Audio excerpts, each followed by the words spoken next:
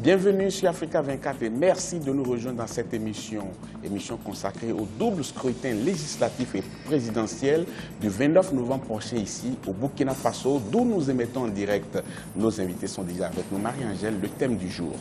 Oui, Babilas, bienvenue, chers téléspectateurs. Lors de chaque émission, nos discussions sont axées autour d'un thème inhérent à la campagne électorale en cours au Burkina Faso. Celui de ce débat, 5e de la série déjà, est consacré à l'éducation, car il y a lieu de faire justement un état des lieux du système éducatif et par corrélation de la lutte contre le chômage. Nous devons commencer tout de suite par remercier nos invités pour les présenter également. Justement, alors, je le fais de ce pas. Bienvenue à vous, Vincent Bado. Vous êtes secrétaire général de l'Union générale des étudiants du Burkina Faso. Ils sont là également, les autres invités, oui, bien entendu. Oui, bienvenue à vous également. Luc Ouedraogo, vous avez représenté le candidat Tahirou Barry. Troisième bienvenue à vous, professeur Stanislas Ouaro, vous représentez le candidat Roch-Marc Christian Caboret. Tout à fait. Marie-Angèle, nous devons remercier quand même nos téléspectateurs qui prennent une part active à cette émission. Ils nous envoient beaucoup de réactions. Ça sert de base d'ailleurs à préparer cette émission. On devrait quand même leur rappeler les canaux par lesquels ils peuvent nous envoyer leurs réactions. Oui, alors vous pouvez, chers téléspectateurs, nous envoyer vos questions, vos analyses, vos réactions à l'adresse suivante qui s'affiche au bas de votre écran, burkina2015@africa24tv.com. Vous pouvez le faire dès à présent. Éducation et lutte contre le chômage, c'est bien entendu le thème, comme l'a rappelé Marie-Angèle tout à l'heure. Et M. Ouaro, dites-nous, comment se porte l'école burkinabé aujourd'hui? Alors, ce qu'il faut dire, l'école burkinabé ne se porte pas très bien, il faut être très honnête. Et il y a un certain nombre de difficultés. Lorsqu'on prend d'abord le cas au niveau de l'éducation dite de base, donc il y a un certain nombre de difficultés liées à la nouvelle réforme qui a été mise en place, qui est le continuum. Donc des difficultés liées à la massification des effectifs, liées à la pléthore des effectifs dans les classes, liées au manque d'infrastructures, au manque de ressources humaines, liées aussi à la mauvaise gestion des ressources humaines et des infrastructures qui y sont. Parce qu'en fait, ce qu'il faut dire, le continuum consacre en fait l'éducation obligatoire de 6 ans à 16 ans. Et lorsque justement le Burkina Faso s'est engagé dans cette réforme, donc il a décidé justement de transférer le poste primaire communément appelé CEG, donc collège d'enseignement général ou éventuellement technique, qui allait de la 6e à la 3e au ministère chargé de l'éducation nationale. Et le préscolaire, qui est couramment appelé la maternelle, aussi à ce ministère, parce qu'il faut dire que le préscolaire était géré à l'époque par le ministère en charge de l'action sociale et le poste primaire était géré par le ministère en charge de l'enseignement secondaire et supérieur. Et donc cela a créé un certain nombre de difficultés liées déjà à la gestion des ressources humaines au niveau du poste primaire et du secondaire, parce que les professeurs de lycée à l'époque qui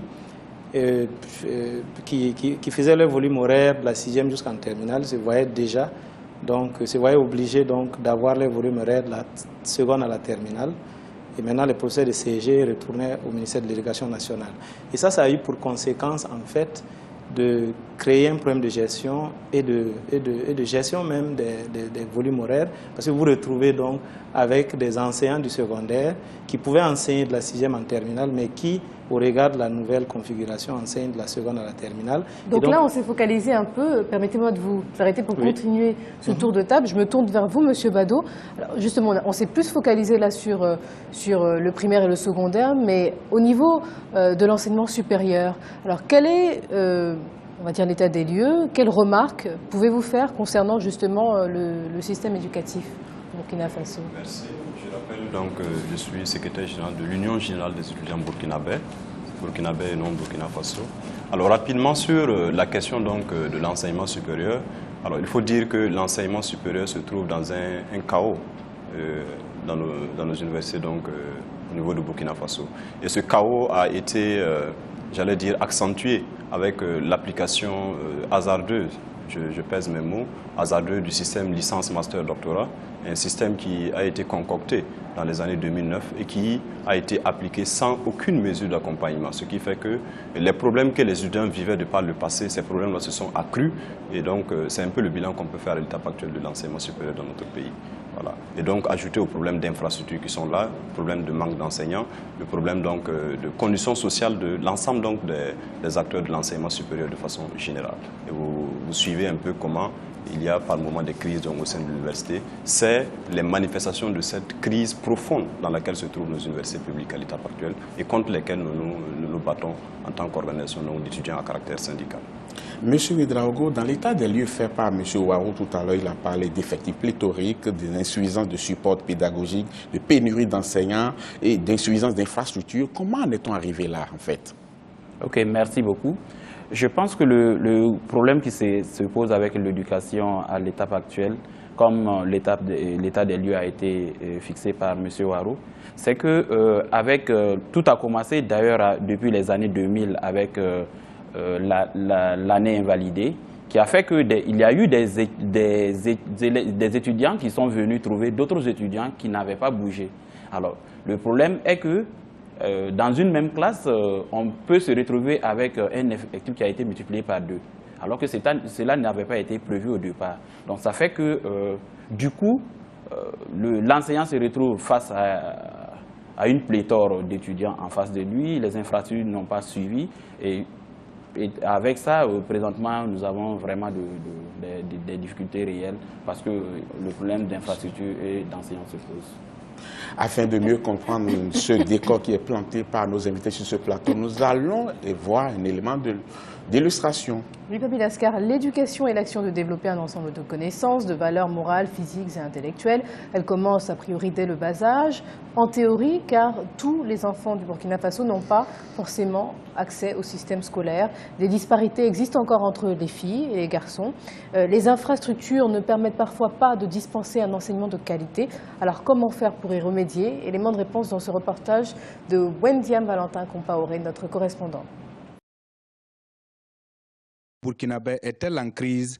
Depuis la rentrée scolaire 2014-2015, le continuum éducatif au Burkina Faso est en marche.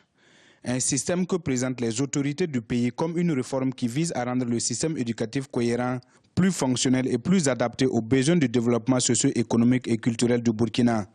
Mais sur le terrain, sa mise en œuvre irrite les acteurs. Il s'agissait de transformer certaines écoles primaires en centre intégré d'éducation de base, c'est-à-dire en ajoutant une classe de préscolaire et en ajoutant une classe de 6e pour lancer le continuum. Mais avant cela, quand même, il faut relire les programmes scolaires. Donc pour qu'il y ait une corrélation entre les programmes d'enseignement du préscolaire, du primaire, du post-primaire, et même avec un lien sur l'enseignement secondaire. Depuis 2009, des départements à l'université de Ouagadougou ont adopté le système licence, master, doctorat. Un enseignement qui permet une plus grande flexibilité des modules et une mobilité des étudiants. Les 3/4 de mes cours sont mis sous PowerPoint. Et avec le PowerPoint, je dispense mes cours.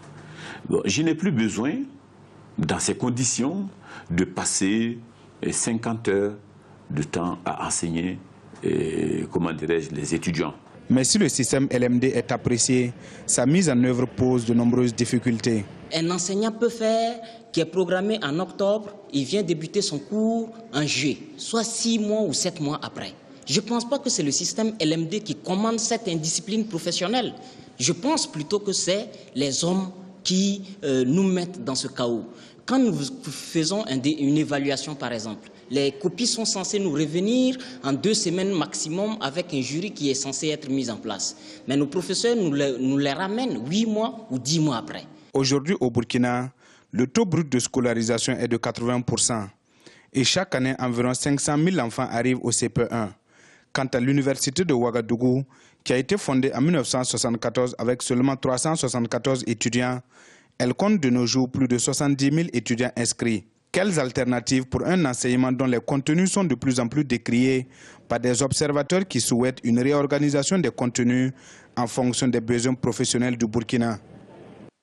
Professeur Ouaro, alors dites-nous, selon vous, quels sont les chantiers prioritaires? Parce qu'effectivement, il y a le problème d'infrastructure, il y a le problème des LMD pour l'enseignement supérieur, il y a les disparités en fonction des régions, en fonction des filles et des garçons. Qu'est-ce qui est le plus urgent, selon vous? Oui, tout à fait. Au regard donc de ces difficultés liées à l'éducation en général au Burkina Faso, donc au niveau du mouvement du peuple pour le progrès, notre candidat, M. Rochma Christian Camboré, s'engage justement à proposer des solutions pour qu'on sorte l'école burkinabé, l'éducation nationale d'un certain nombre de difficultés. La première action à mener, c'est d'abord de régler la question de la mauvaise gestion des ressources humaines.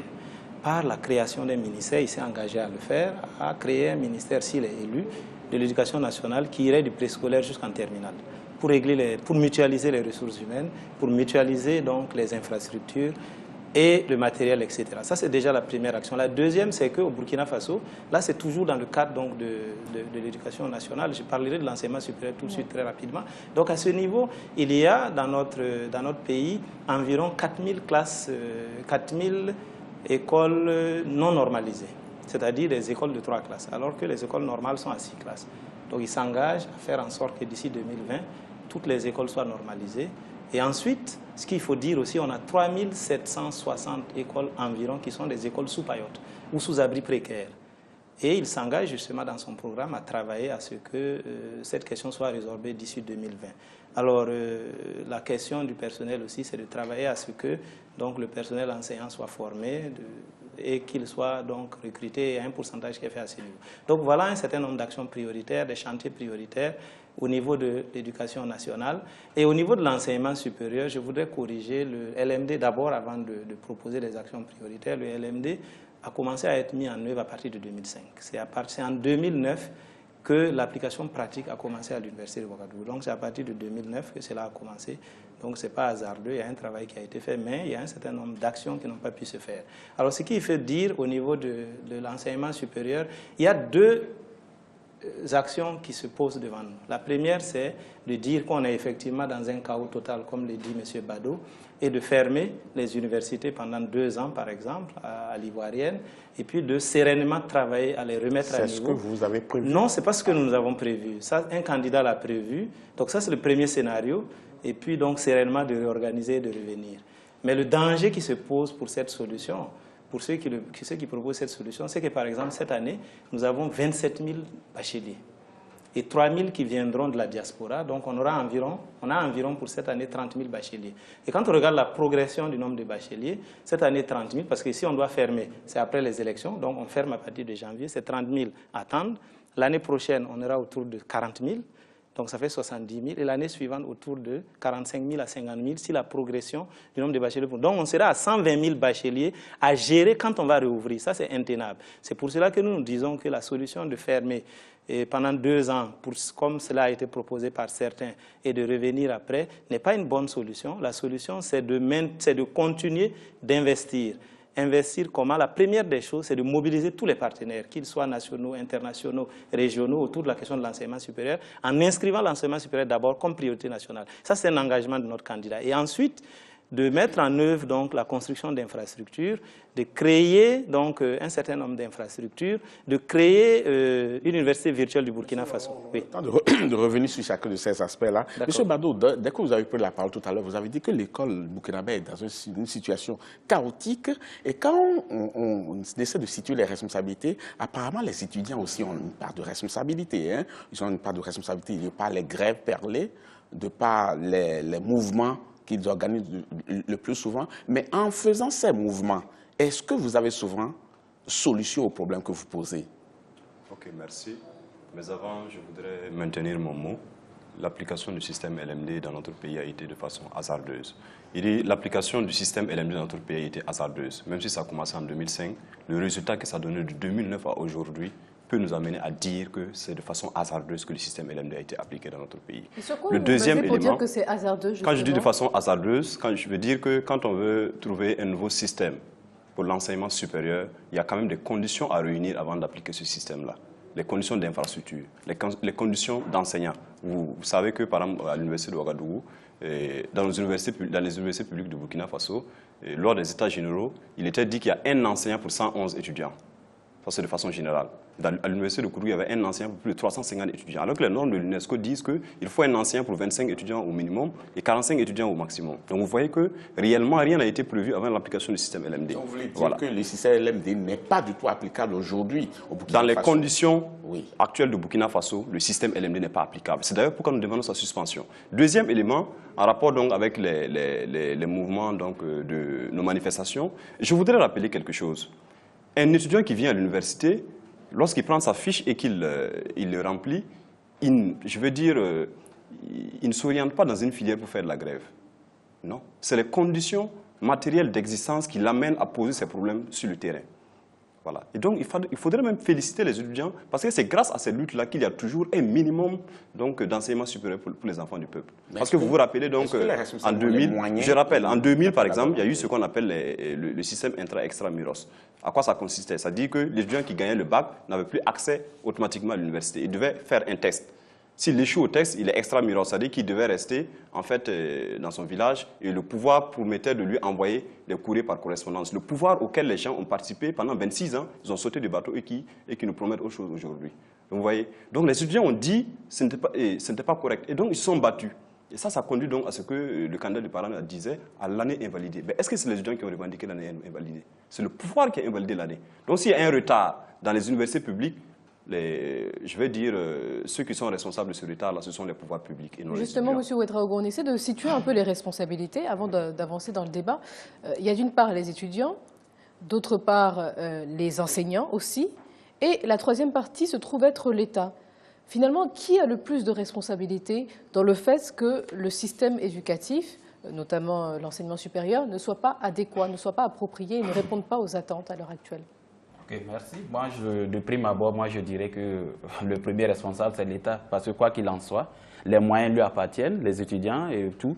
Donc moi, je pense que le problème qui se pose, c'est un problème. Le problème est réel, certes, mais la responsabilité est partagée. Mais le plus grand responsable dans tout ça, moi, je trouve que c'est les gouvernants. Et pourtant, des aides sont allouées au Burkina Faso pour justement faire évoluer ce secteur de l'éducation. Je ne sais pas si vous connaissez un peu l'université de Ouagadougou, vous allez y faire un tour. Vous verrez que c'est vrai que peut-être qu'on est en train de construire des infrastructures, mais la réalité est qu'on construit, on construit par exemple un amphi qui est prévu, il y a 1000 étudiants sur place. Pendant ce temps, on est en train de construire un amphi pour 500 étudiants, un amphi de 500. Ou alors, on a plus de 1000 personnes et on est en train de construire des amphis de 1000.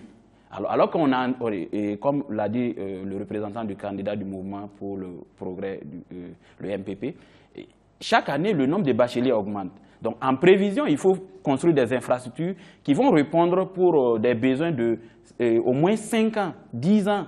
Mais si on construit alors que ça n'atteint même pas la capacité réelle actuelle, vous voyez quand même qu'il y a un problème. Voilà. Monsieur Ouaro, à écouter vos vis-à-vis, c'est qu'il y a eu tellement de problèmes qu'au fait, en 2000, en an 2000, on a dû invalider une année scolaire. Mais à partir de ce moment, on a pris d'autres résolutions. Mais comment se fait que depuis 2000, avec tout ce qui a été fait, on se retrouve encore aujourd'hui dans la situation que vous avez décrite en début d'émission? Oui, avant de répondre à cette question, ce que je voulais dire, c'est que vous avez ressorti en tant que le Burkina Faso reçoit pourtant des aides pour ce secteur. Non, il reçoit des aides pour l'éducation, mais pas pour l'enseignement supérieur. Justement parce que l'éducation nationale est inscrite comme priorité nationale. Et donc, les efforts des partenaires, les aides sont concentrés vers ce secteur de l'enseignement. C'est pour ça que nous proposons, et notre candidat s'engage, justement, s'il est élu, à proposer, à faire en sorte que l'enseignement supérieur soit inscrit comme priorité nationale pour qu'effectivement des appuis de partenaires puissent aider à sortir donc, ce secteur. Ce qu'il faut dire, c'est que effectivement, l'année invalidée est arrivée suite à un certain nombre de mouvements d'humeur, mais liés effectivement à des difficultés qui se présentaient. C'est comme je l'ai dit, moi je reconnais, comme l'a dit donc le représentant du candidat du parent, la responsabilité première de l'État dans ce que nous vivons aujourd'hui au niveau des différents secteurs de l'éducation nationale, comme par exemple l'enseignement supérieur, où les infrastructures n'ont pas suivi. Ce que je veux vous dire aujourd'hui, c'est que même si on n'avait pas le système LMD, parce que le système LMD, effectivement, a commencé à être appliqué à partir de 2009, mais quand on l'appliquait, les universités pour certaines, en tout cas comme l'Université de Ouagadougou, connaissaient déjà des retards. Donc il y a effectivement un problème lié aux infrastructures. Il y a un problème aussi lié à la gestion des ressources humaines. Comme l'a dit donc comme ça a été présenté par un étudiant lors donc de la présentation qui a été faite à la télé. Et ça, c'est le rôle de l'État aussi, de pouvoir prendre des textes pour encadrer donc la gestion du personnel enseignant et de pouvoir le faire appliquer. C'est son rôle aussi de prendre des textes, par exemple des textes liés aux franchises universitaires, et de les faire appliquer. Parce que lorsque vous prenez des textes sur les franchises universitaires et puis il est proscrit dans ces textes-là un certain nombre de comportements liés à certains comportements d'étudiants et qu'on n'arrive pas à les appliquer, c'est la responsabilité de l'État. Mais c'est vrai que les autres acteurs, comme les enseignants et les étudiants, ont leur part de responsabilité dans ce qui arrive. Donc, la vraie difficulté que nous avons au niveau de l'enseignement supérieur, c'est la question effectivement des infrastructures, la question des ressources humaines. Et si ces questions ne sont pas résolues, quel que soit le système, effectivement, on va y retomber. Et le fait qu'on ait invalidé l'année en 2000, on est revenu avec justement un doublement d'effectifs au niveau des nouveaux bacheliers. Et c'est ce que j'ai développé tantôt en disant que la proposition qui consiste à fermer les universités après les élections pendant 2 ans et revenir est une solution ingérable. Oui, vous l'avez dit, effectivement, ce n'est pas la bonne solution. Alors, Monsieur Ouedraogo, la Coalition nationale pour l'éducation est revenue sur la part de l'éducation dans le budget de l'État. Va jusqu'à dire qu'il faudrait que cette part-là soit à hauteur de 25%. Oui. Quelle est votre opinion à ce propos ? Bon, en ce qui nous concerne et au niveau du parti de la Renaissance nationale aux parents, nous estimons que, étant donné que l'éducation, la formation des hommes qui vont être nos leaders de demain doit être une priorité, nous estimons qu'au moins, si nous ne pouvons pas, de nos jours, nous ne pouvons pas atteindre les 25% du budget alloué à ce secteur, nous nous engageons à aller au moins à 20%, ce qui n'est pas fait actuellement. Et progressivement, nous estimons qu'on peut aller au-delà. Voilà, cela dépend de ce que nous allons pouvoir engranger par la suite. Mais en attendant, nous estimons que jusqu'à 20%, nous estimons que 20% de notre budget s'acceptera pour l'éducation. Monsieur Bado, on a pointé du doigt l'État tout à l'heure en disant que l'État est le premier responsable de cette chose. Mais apparemment, l'État n'a pas croisé les bras puisque pour redonner un nouveau souffle à l'école burkinabé, on a organisé en 2013 les États généraux de l'éducation. Depuis 2013 à aujourd'hui, par rapport aux États généraux et par rapport aux décisions qui ont été prises lors de ces assises, qu'est-ce qui a changé selon vous? Rien pratiquement n'a changé. Et il faut le rappeler, dans notre pays, nos autorités sont très fortes en organisation de forats. Si c'est les forats qui pouvaient résoudre les problèmes des universités, je vous assure qu'à l'étape actuelle, on n'en serait pas à ces problèmes-là. Effectivement, il y a eu les états généraux de l'enseignement supérieur. Et à ces états généraux, la problématique d'inscrire l'enseignement supérieur en tant que priorité nationale a été débattue. Et je pense que ça faisait même partie des points consensuels des états généraux. Mais de mon point de vue, c'est-à-dire que l'enseignement supérieur, l'enseignement de façon générale, l'enseignement supérieur d'un pays, ça dit que ça a un lien avec la priorité et j'allais dire, c'est une priorité nationale de fait. Voilà. Vous souhaitez effectivement qu'il y ait un ministère, par exemple, de l'enseignement supérieur qui soit créé? Il y a déjà un ministère des enseignements secondaires et supérieurs. Ce que vous préconisiez justement? Non, ce que nous préconisons, c'est au niveau de l'éducation nationale, du préscolaire jusqu'en terminale, la création d'un ministère qui sera chargé de gérer le préscolaire, le primaire, le post-primaire et le secondaire. Parce qu'actuellement, nous avons un ministère qui gère le préscolaire, le primaire, le post-primaire et un ministère qui gère le secondaire, seconde à terminale, le supérieur.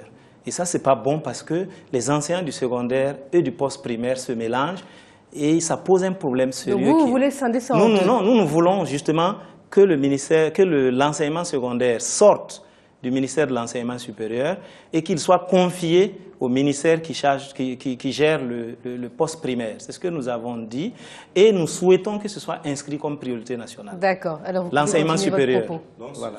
Je reviens sur ce que je disais. En fait, dans un pays responsable, l'éducation est une question de souveraineté nationale. Voilà. Lorsque vous entendez des gens vous dire qu'on va faire appel aux partenaires techniques et financiers pour voir comment notre éducation, ça veut dire déjà, ça traduit déjà le chaos dans lequel vous êtes.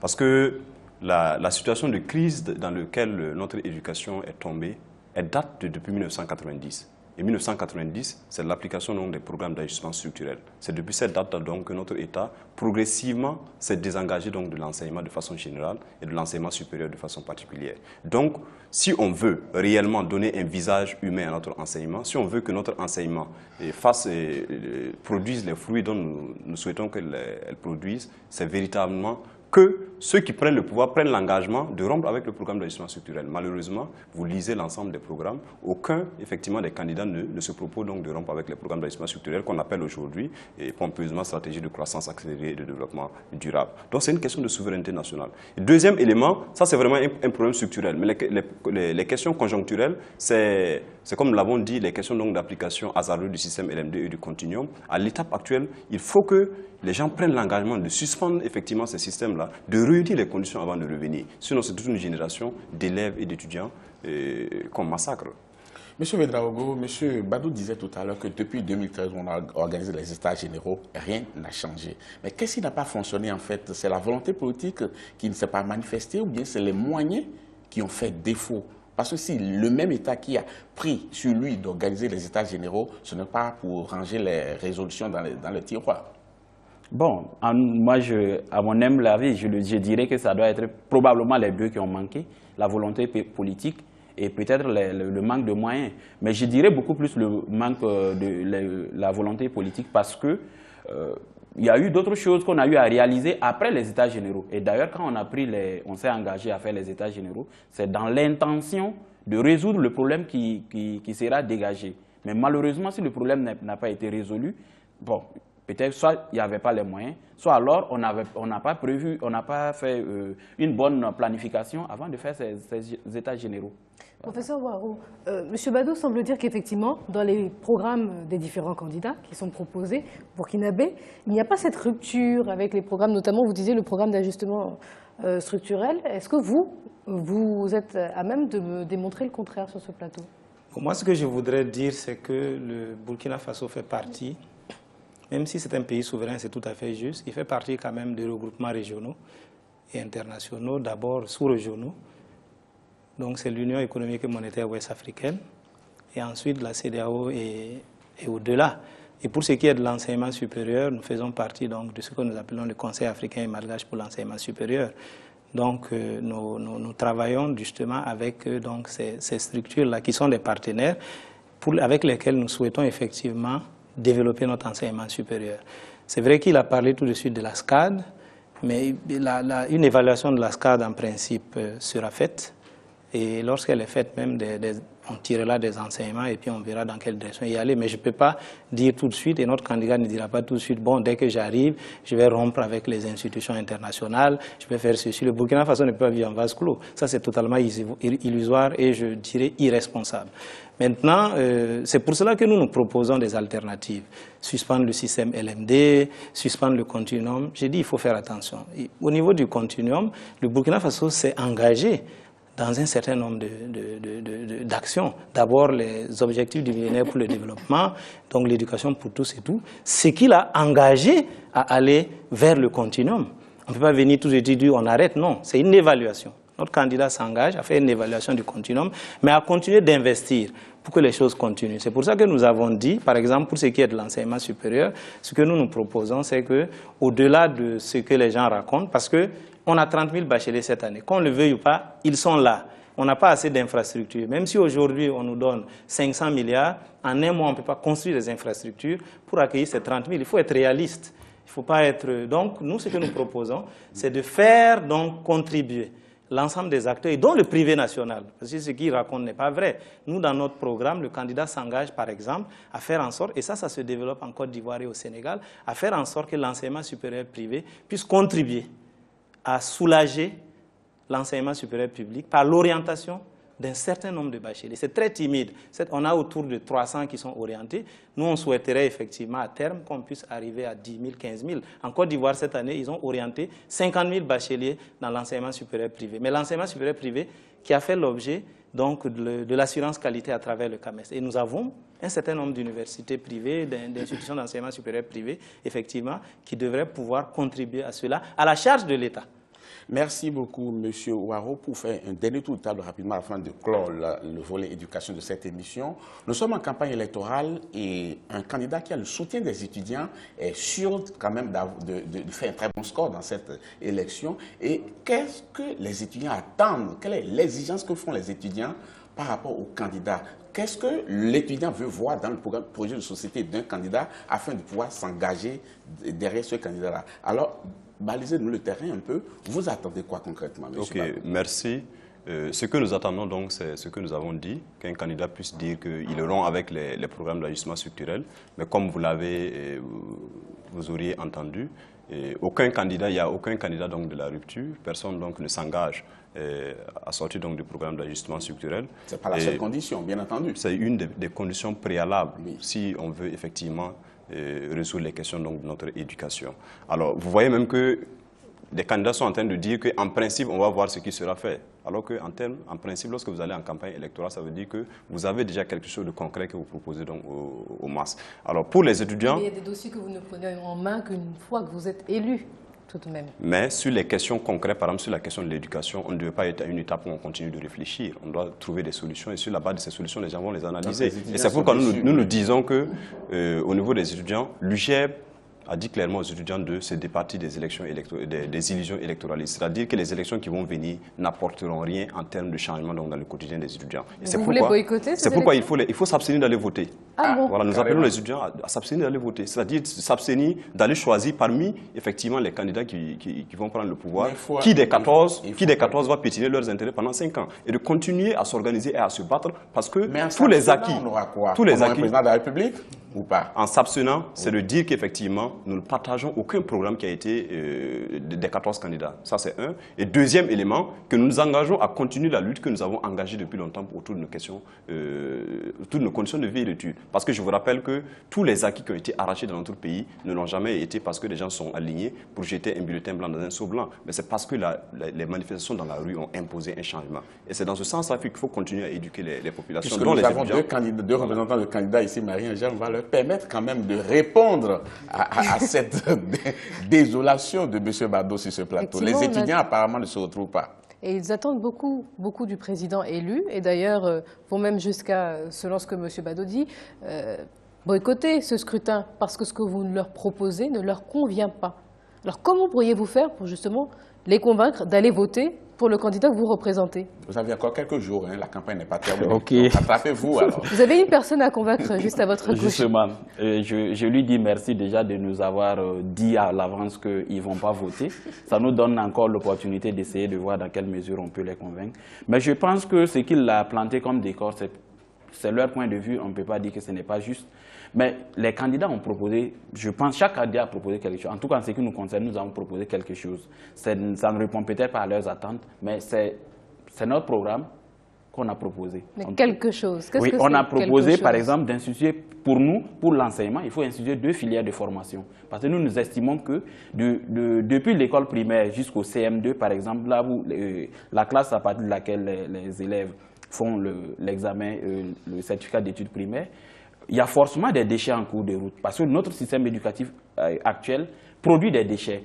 Donc, de ce fait, nous proposons 2 filières de formation. C'est-à-dire qu'on aura une filière de formation de l'enseignement général et une filière de formation professionnelle. C'est-à-dire que ceux qui ne vont pas se retrouver ou ceux qui ne vont pas arriver à avoir leur diplôme dans l'enseignement général seront recadrés dans l'enseignement professionnel. Et ça sera fait ainsi jusqu'au bac, par exemple. Et les niveaux vont être différents. Par exemple, au niveau du primaire, on peut par exemple mettre en place un système d'éducation professionnelle pour par exemple, dans le cadre de l'agriculture ou de l'aviculture. Voilà. Et au-delà, le niveau sera élevé au fur et à mesure en fonction de ce que nous proposons. En tout cas, nous estimons que ce n'est peut-être pas suffisant, mais nous proposons quelque chose. Monsieur Ouaro, alors répondez à Monsieur Bado. Oui, tout à fait. Je vais répondre, mais je vais quand même faire des précisions d'abord. Très rapidement. La première des précisions, c'est que ce ne sont pas les étudiants qui ont refusé d'aller voter. C'est une association d'étudiants, en particulier l'ANEB, qui a invité des étudiants et ensuite l'ODJ qui ont invité les étudiants à ne pas aller voter. Oui, donc ce ne sont pas tous les étudiants. J'arrive, je vais terminer. Répondez à ma question de manière précise. Voilà, oui, tout à fait. Donc je précise que nous travaillons à inviter tous les citoyens burkinabés qui ont une carte d'électeur à aller voter. Et dans ces citoyens burkinabés, il y a les étudiants. Il se trouve qu'il y a certains qui ne veulent pas aller voter, c'est leur droit. Mais nous allons travailler à convaincre la grande majorité. Maintenant, nous proposons, il a dit, parce que nous n'avons rien proposé. Vous allez réajuster votre projet en termes éducatifs? Non, pas du tout. Notre projet est bien clair et bien connu, je vous l'ai dit. La première des choses, c'est l'inscription de l'enseignement supérieur comme priorité nationale. La deuxième des choses, c'est de faire contribuer l'enseignement supérieur privé à développer l'enseignement supérieur dans notre pays par donc justement l'envoi des étudiants là-bas. La troisième des choses, c'est que nous avons 3 centres universitaires, 4 universités publiques et 3 centres universitaires. Les 3 centres universitaires avaient été conçus dans le but donc de justement regrouper pas mal de bacheliers et de nouveaux étudiants à ce niveau dans les provinces. Donc vous ne voulez pas réajuster votre programme du tout pour pouvoir répondre aux attentes des étudiants. Nous pensons que notre programme est correct. Donc ce que j'ai dit, non, pas du tout. On ne fait pas de la sourde oreille, c'est eux qui ont dit notre programme. Quand on vous dit qu'on va transformer 3 centres universitaires en universités autonomes, quand on vous dit qu'on va orienter massivement des bacheliers dans le privé, quand on vous dit qu'on va régler définitivement la question du foncier sur le Sud, ça c'est des propositions que nous avons faites. Merci beaucoup. Donc nous avons des propositions. Marie-Angèle, on va marquer une courte pause dans cette émission. On revient tout à l'heure pour pouvoir parler des questions du chômage, de comment lutter contre le chômage. Les représentants de candidats sur ce plateau nous diront quelle est leur approche. Ne partez surtout pas, chers téléspectateurs. On vous retrouve dans quelques instants.